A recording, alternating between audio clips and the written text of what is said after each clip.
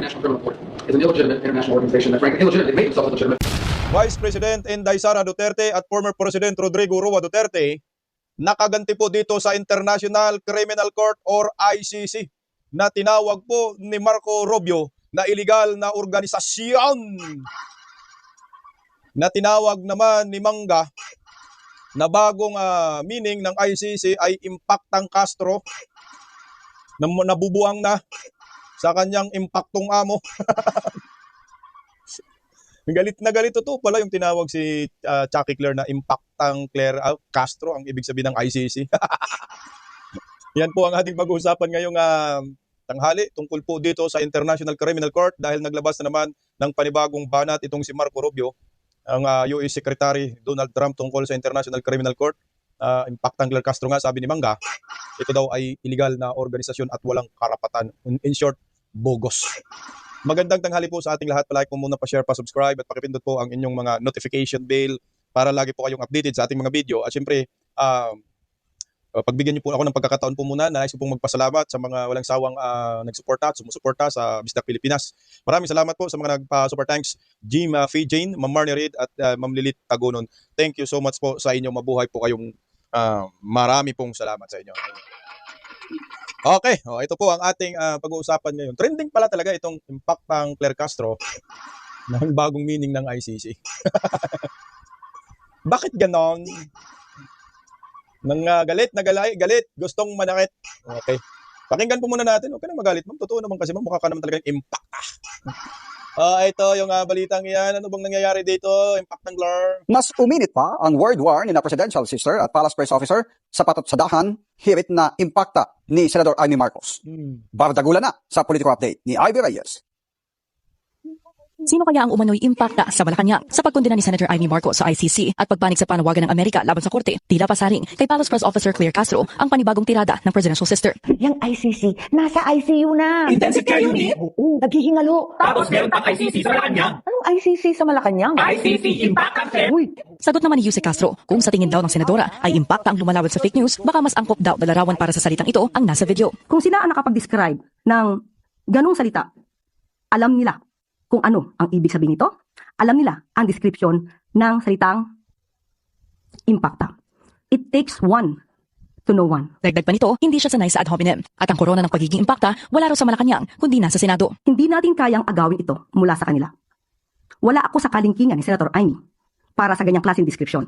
Sila ay nasa maximum level. Tutol din ang Malacanang sa manifestation ni Senador Dante Marcoleta na payagan sila ni Senador Jinggoy Estrada na lumahok sa impeachment trial dahil isa raw itong special treatment. At sa pahayag ni VP Sara na waste of time lang ang SONA, sagot ng palasyo, ang tunay na waste of time ay ang pagsagot sa mga pahayag ng bise na wala namang basihan.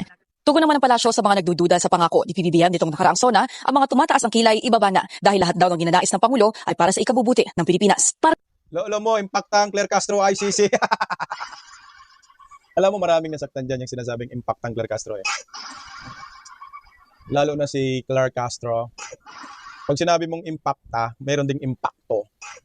So kung si Claire Castro ay ang tawag ni Mangga ay impacta, edi ang amo niya ay impacto. Pareho lang naman kayo mga impacta. Pero yung pinaka-impacta talaga nasa Palacio de Polvoron, si Palaka. Impactang Palaka talaga yan. Ba't ka nagagalit, Claire Castro? Impacta ka naman talaga eh.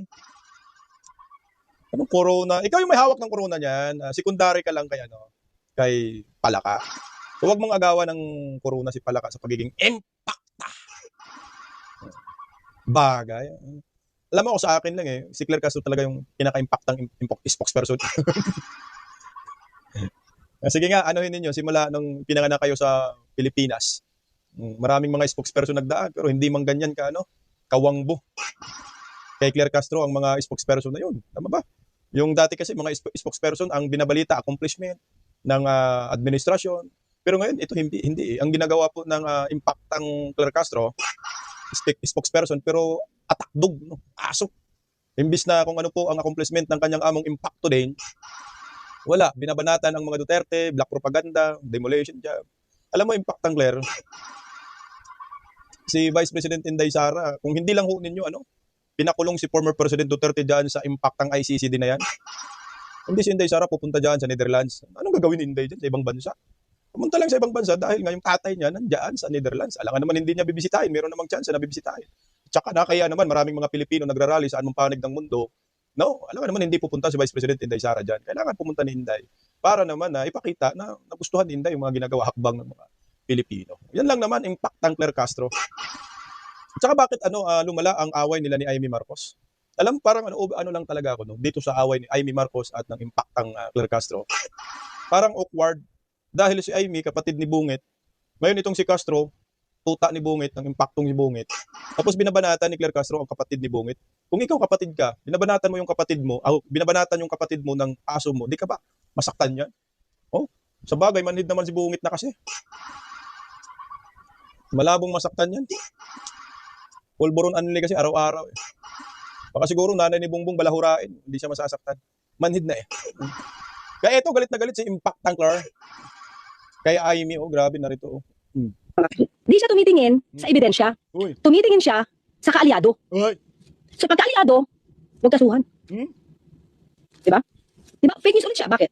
Sino ang unang kinasuhan ng ombudsman? Sino? Sige nga. Sige nga. Sino? Sino? Eh, fake news na naman po kasi. Sino? Sino unang kinasuhan? Hindi po ba si Senator Bong Revilla? Ayun ko na sana banggitin yung pangalan kasi masakit dito sa pamilya ni Senator Bong Revilla. Kaya wala tayong magawa. Kasi ang daming sinungaling. Lalo ka na. Ang problema kasi sa iba dito, hindi ilong ang humahaba. Sa pagsisinungaling, hindi ilong ang humahaba. Ang inumin mo. Nanggagalaiti siya dyan dahil dun sa banat ni Senator Amy. Sabi kasi ni Mangga, yung binatikos yung yung sunan ni Bangag. Tungkol, sabi kasi ni Mangga, ayaw namin makinig dyan. Kasi nga, wala rin namang nakulong dyan sa flood control. Pagkaalyado, pinapakulong, pagkakampi, hindi pinapakulong, hindi kinakasuhan. Pero pagkalaban, pinapakulong. Yan pala yarn. Tapos ibinida niya si Budots, Yawards. So nahuli kayo sa sarili ninyong mga impactang bunganga. Ibinida niyo si Bong Revilla. So ibig sabihin, palabas lang pala yun para sabihin, kalyado namin yan eh. Kaya walang basyan sinabi ni Amy na mga kalyado, ligtas, kakang nag-upos, mga oposisyon ay pinapakulong. Hindi totoo yung sinabi ni Amy. Kunyari lang pala, optics lang. So ano po ang nangyayari kay Bong Revilla? Impact ng Claire. Ayan Hayahay ang buhay. Buisin. Kunyari kinulong. God is good. Salamat po Panginoon. Dapat dinugtong Panginoong impaktong bungit. Ayan. Laya naman yan. Impact ng Claire. Paano mo pa may pagmalaki ito? Nakapagpiyansa na nga eh. Tapos ipinagmalaki ho ninyo. Kaya maraming tumaas ang kilay sa inyo. Yung ilong mo, humahabang pinukya ka. Sinungaling eh. Nasaan na ba si Bong Revilla? Nagbudots na naman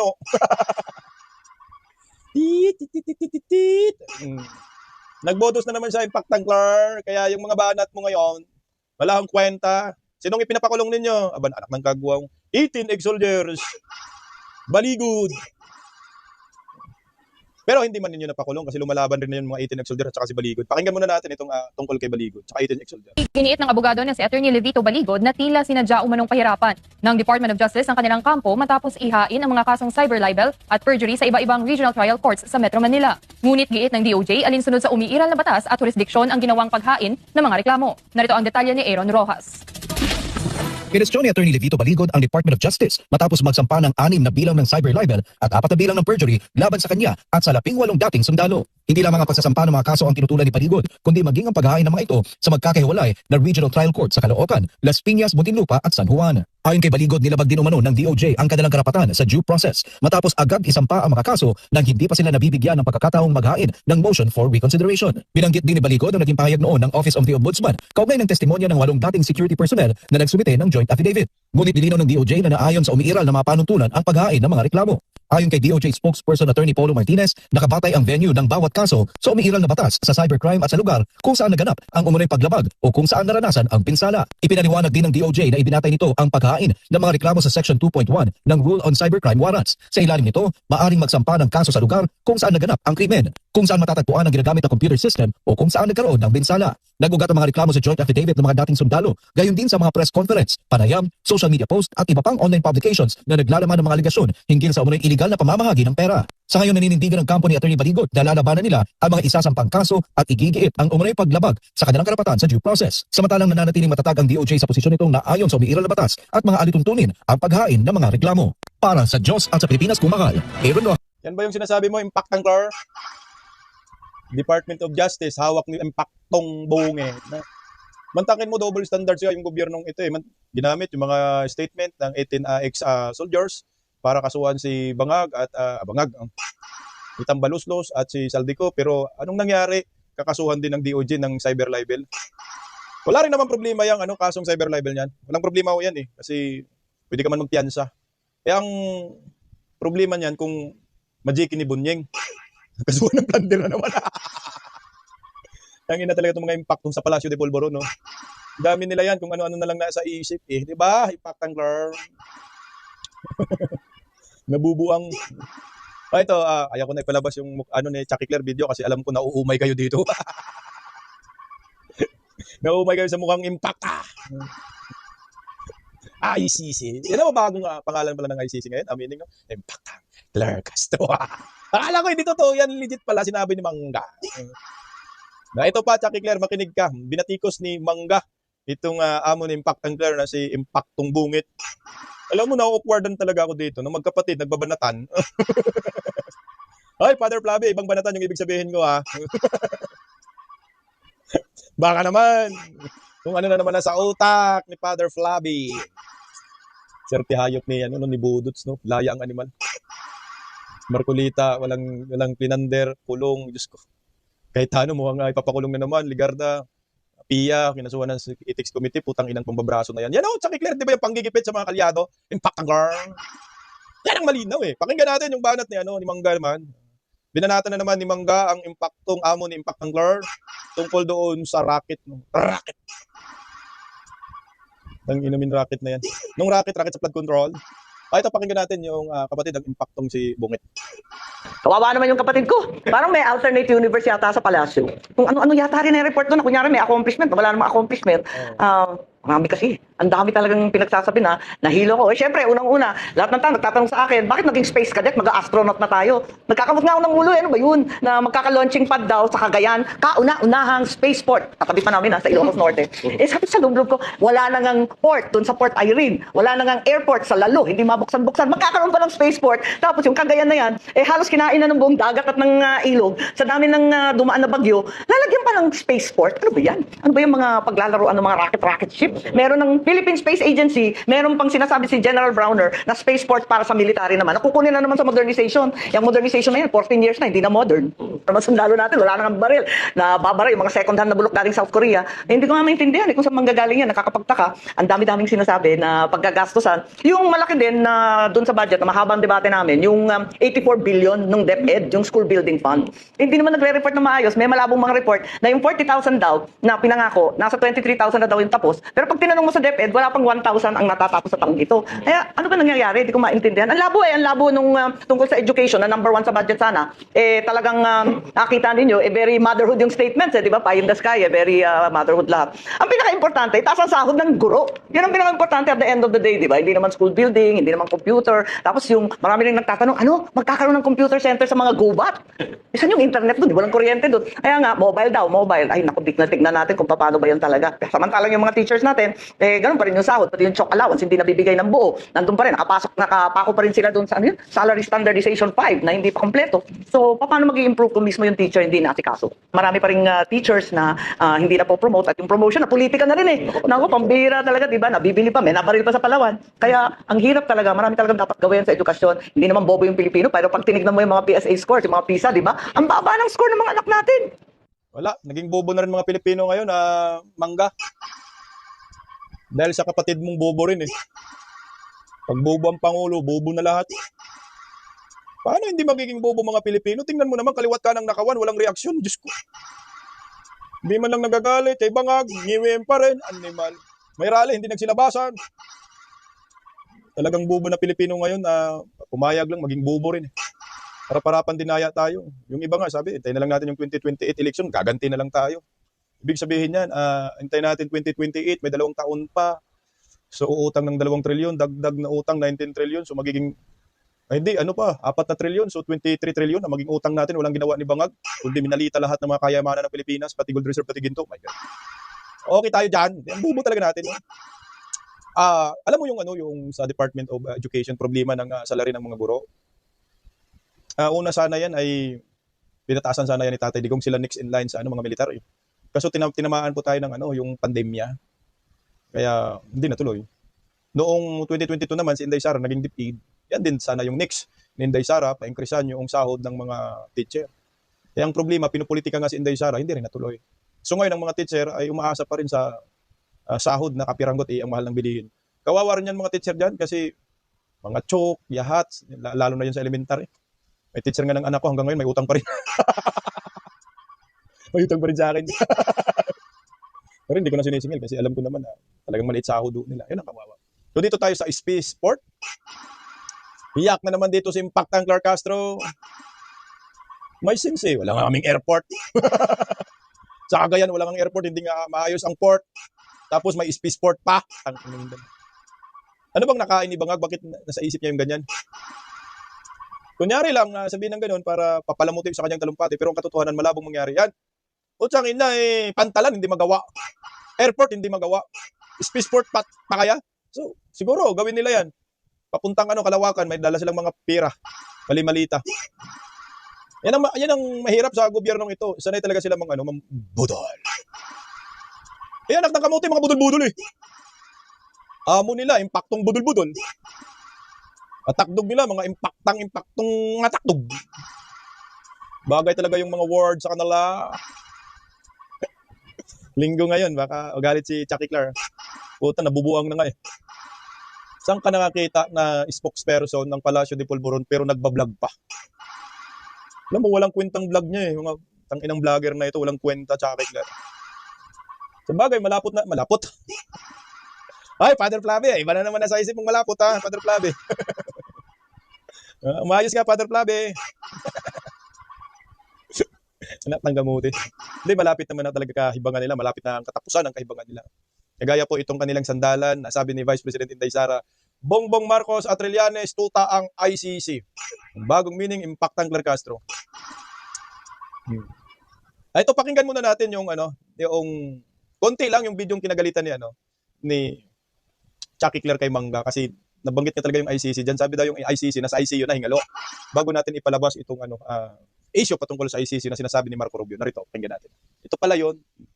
Alam niyo ba, yung ICC, nasa ICU na. Intensive care unit? Oo, naghihingalo. Kaya CPR na. Bakit CPR? Dalawa. Court potentially restricted. Can't prosecute Rodrigo. Ay, hindi mo dun ha? Pero seriously, ICC is in serious trouble. Pinapalusaw na sila ng USA. Buti nga, ICU lang, hindi DOA. Dead on arrival? Anong dead on arrival? Denial of authority. Kasi mo tayo makakapante. At bakit? Kasi kahit wala ang ICC, meron pa rin ITC. IPC? Ano yun? International Trade Coalition. May ganun ba? Opo, tapos meron pang ICC sa Malacanang. Anong ICC sa Malacanang? ICC, Impactang Clark. Uy,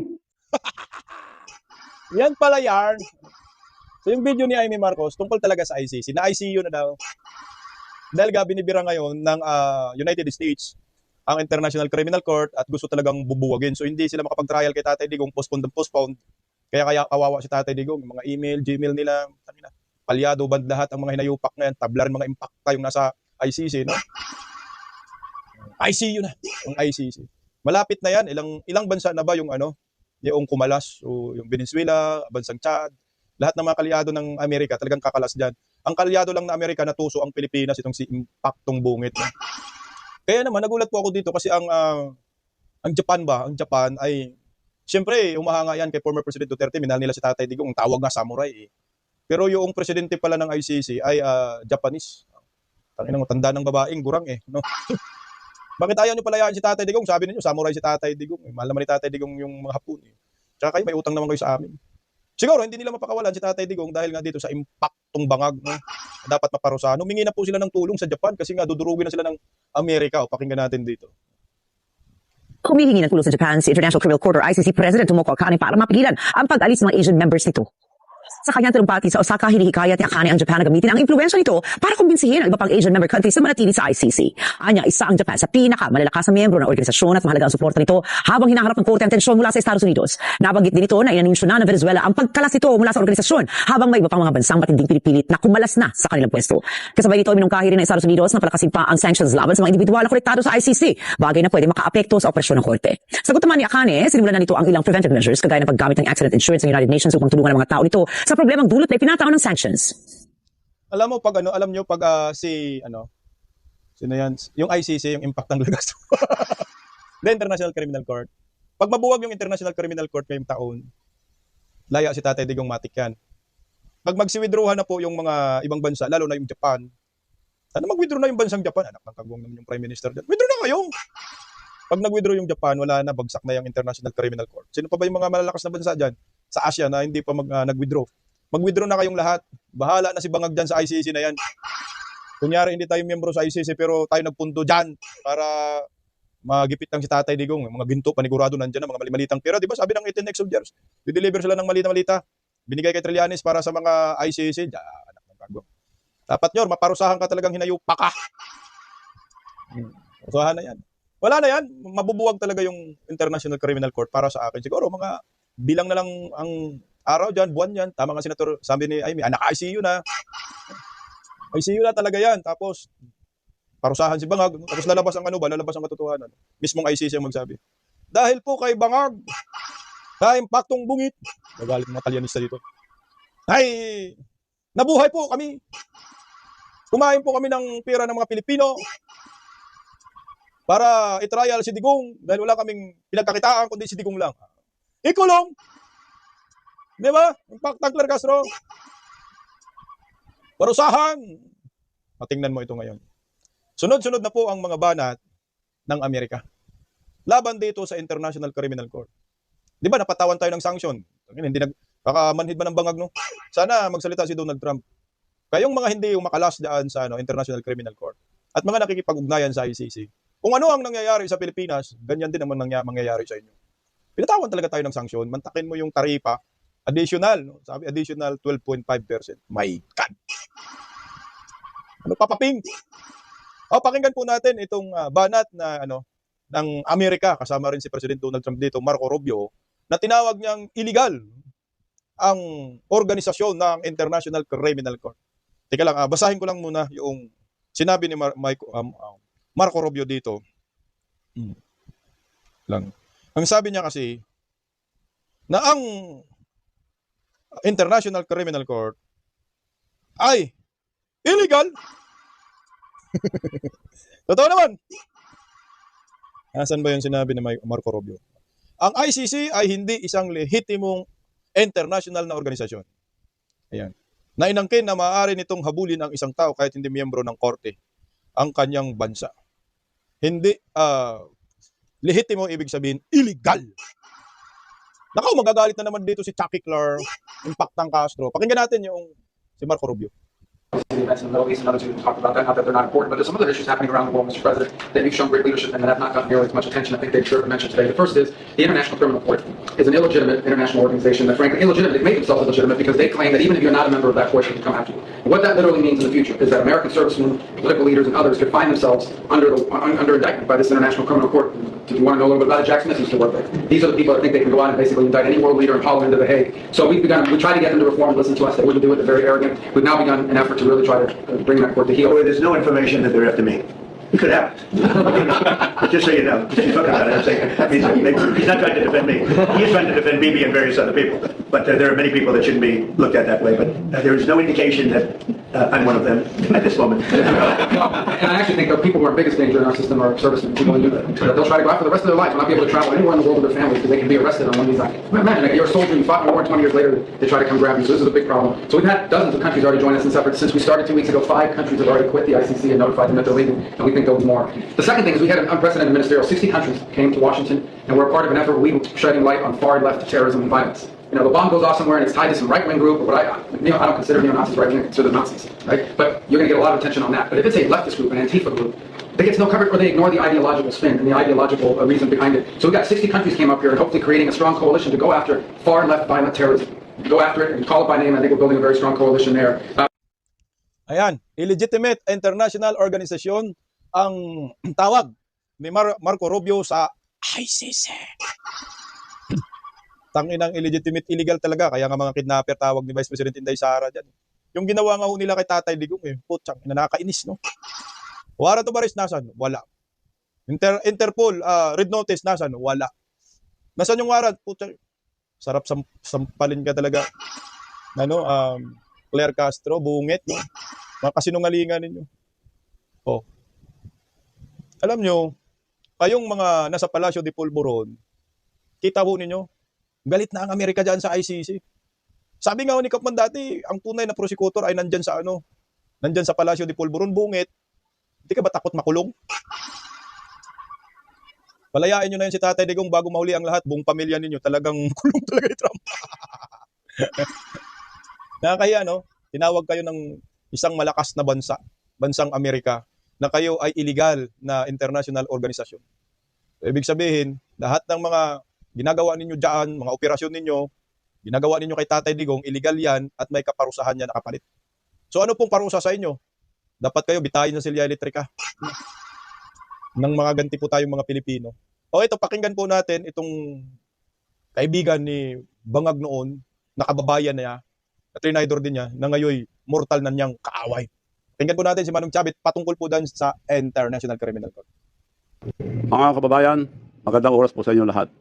Nandito naman po tayo para patunayan na sinungaling si Bongbong Marcos. Dinala si ex-President Rodrigo Duterte sa Hague. Pinahuli. Hindi dapat dahil tayo may sariling sistema, may sovereign nation tayo, may sarili tayong justices, insulto sa justice system natin. Hindi dapat dinala sa Hague. Para patunayan sa inyo, kahapon lang, nag-meeting na ang kabinete ni President Trump. Eto, basahin nyo yung pinag-usapan nila. Pakinggan nyo sa Facebook ko, ilalabas ko yun na maling-mali ang ginawa ni Bongbong Marcos kay President Rodrigo Duterte. So inaasahan po natin na sa lalong madaling panahon, mayuuwi din natin si ex-President Rodrigo Duterte na kinakatakutan ni Bongbong Marcos dahil sa mga malaking nakawan na ginawa nila na binibintang sa mga congressman, contractor, mga senador, lahat. So etong patunay na maling-mali si BBM sa sinasabi na paghuli kay President Digong Duterte. Mga kababayan, ipakalat nyo ito sa buong mundo para malaman na itong sinungaling na presidente natin. Sinasabi ko na, sinungaling dahil yung sinasabi niyang project na 5,500 flood control project, wala, ninakaw lahat. Trilyon ang ninakaw, hindi lang bilyon-bilyon ngayon, hindi lang pasampan yung tatay niya. So, mga kababayan, mga ipakababayan sa ibang bansa, magising po tayo lahat. Magkaisa tayo, hindi dapat magtagal si BBM dahil sa ginagawa sa ating bansa. Kinukulong lahat ang mga kritiko niya. Inuna niya si Duterte na illegal lahat, walang warrant of arrest. Yun lang po. Maraming salamat po sa inyo lahat. Grabe, ang banat ng kaibigan noon ni Bangag. Ngayon, mortal ng kaaway.